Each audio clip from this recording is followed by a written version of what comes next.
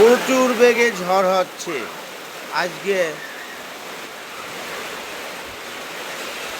দেখেন, আপনারা দেখুন, অনেক ঝড় হচ্ছে, খুব ভয়াবহ অবস্থা। এত পরিমাণ ঝড় হচ্ছে, না দেখ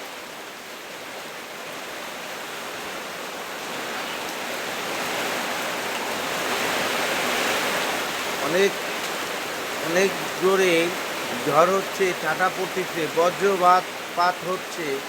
দেখুন, ঝড়ের অনেক ভয়াবহতা।